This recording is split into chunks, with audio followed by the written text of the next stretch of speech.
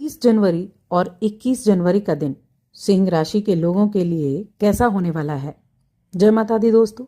चलिए सबसे पहले इन 2 दिनों के तिथि, नक्षत्र और योग के बारे में बात कर लेते हैं। 20 जनवरी मंगलवार का दिन है, शुक्ल पक्ष चल रहा है और उसकी द्वितीया तिथि रहेगी। चंद्रमा इस दिन मकर राशि में है, लेकिन इनका परिवर्तन कुंभ राशि में भी इसी दिन हो जाएगा। अब सूर्य भी मकर राशि में है, इसके अलावा 4 ग्रह और हैं मकर राशि में। और यहाँ जो योग बनेंगे वो एक तो सिद्धि नाम का योग बनेगा, दूसरा द्विपुष्कर नाम का योग भी बनेगा। 21 जनवरी बुधवार का दिन है, शुक्ल पक्ष की तृतीया तिथि रहेगी। चंद्रमा कुंभ राशि में राहु के साथ युति करेंगे घनिष्ठ नक्षत्र में, और योग जो बनेंगे वो व्यतिपात नाम का योग बनेगा और साथ में रवि नाम का योग भी बनेगा। ये हो जाएगी हमारी इन 2 दिनों की ग्रहों की स्थिति।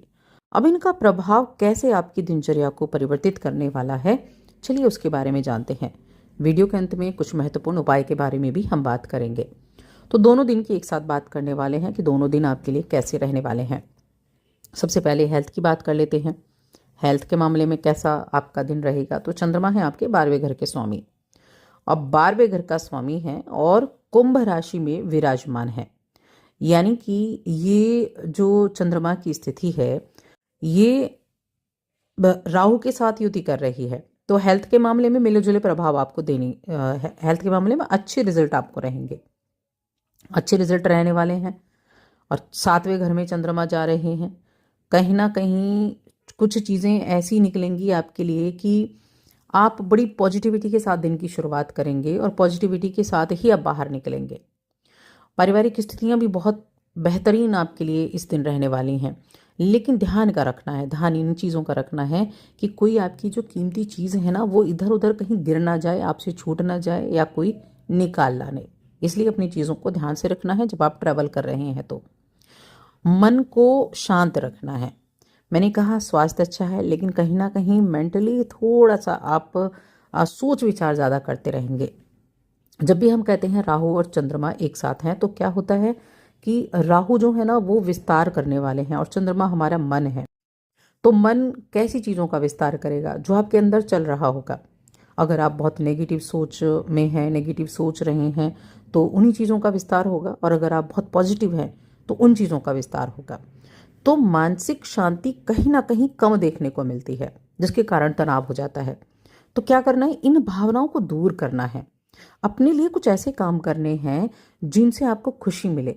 आपको पौधों का शौक है तो आप बागवानी कीजिए, पौधों में ध्यान दीजिए। आपको सिंगिंग का शौक है, गाने गाइए। आपको कुकिंग का शौक है, आप खाना बनाइए।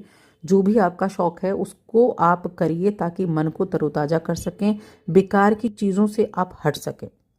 तब आप कह सकते हैं कि जो राहु और चंद्रमा का एक जो संयोग होता है ना, इसको हम ग्रहण योग बोलते हैं, लेकिन ये बहुत अच्छा योग भी है। ये आपके थॉट्स को बहुत ऊपर तक लेकर जा सकता है, क्योंकि थॉट्स ही हैं जो आपको कार्य करने के लिए प्रेरित करते हैं, थॉट्स ही हैं जो आपको नीचे डाउन करने के लिए प्रेरित करते हैं। इसीलिए अच्छा करना है तो अच्छा सोचना पड़ेगा। अब अपनों के साथ बाहर घूमने फिरने जा सकते हैं, मन को तरोताज़ा कर सकते हैं। दोस्तों के साथ बात करके भी आपको बेहद अच्छा लगेगा, उनके साथ आप टाइम स्पेंड कर सकते हैं। यही जब हम करियर की बात करें तो कुछ नए काम आपको देखने को मिलेंगे, कुछ नए उत्तरदायित्व आपके सामने आने वाले हैं जिनको आपको बखूबी निभाना होगा। आप जहाँ काम करते हैं, आपका ऑफिस है, वहाँ इस दौरान आपको कड़ी मेहनत करनी होगी। यानी कि ये समय मेहनत का है, मेहनत के द्वारा रिजल्ट प्राप्त करने का है। और जो आपके अंदर क्वालिटी है, जो आपके अंदर प्रतिभा है, उसको दिखाने का है। क्योंकि आपके ऑफिस में आपका अगर किसी टेक्निकल फील्ड में आप हैं ना, तो आपके उस टेक्निकल काम के द्वारा आप अपने हुनर का परिचय दे सकते हैं, आपकी वाहवाही हो सकती है। और देखिए, कड़ी मेहनत से आप काम करेंगे तो एक विजेता के रूप में आप निखरेंगे भी और उभरेंगे भी, लेकिन कड़ी मेहनत उसके लिए आपको ज़रूर करनी होगी। इस दौरान जो कार्य क्षेत्र है ना, वहाँ चीज़ें वाकई में बेहतरी की तरफ बढ़ सकेंगी, लेकिन कब, जब आप पॉजिटिव माइंड के साथ काम करेंगे।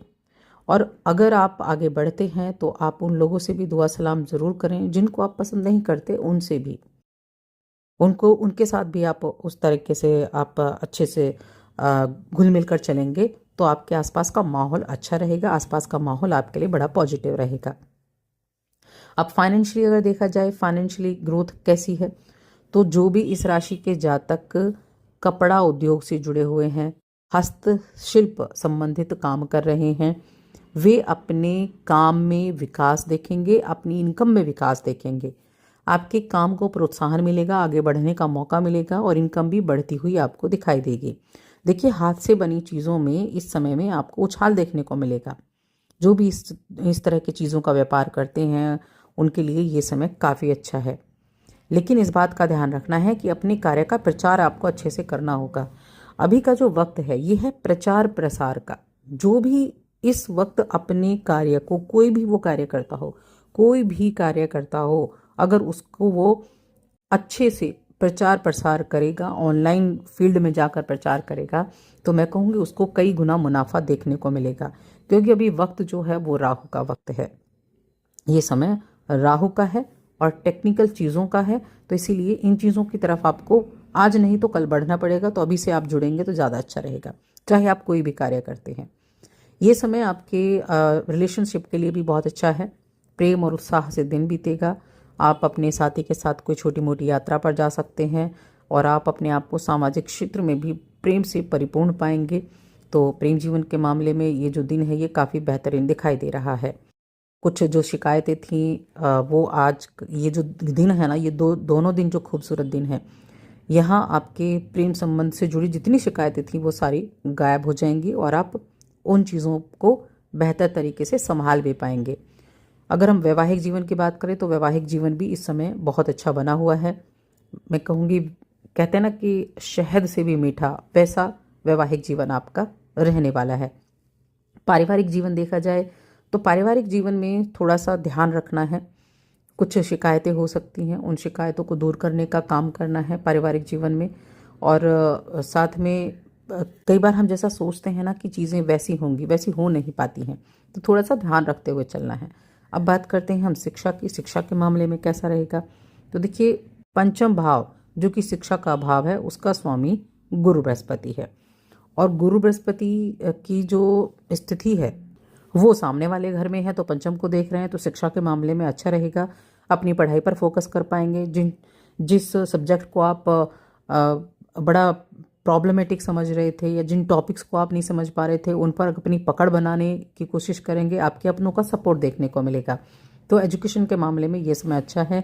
आपकी संतान के लिए भी ये समय अच्छा है। संतान की सेहत अगर खराब थी तो सेहत भी उनकी ठीक होती हुई दिखाई देगी।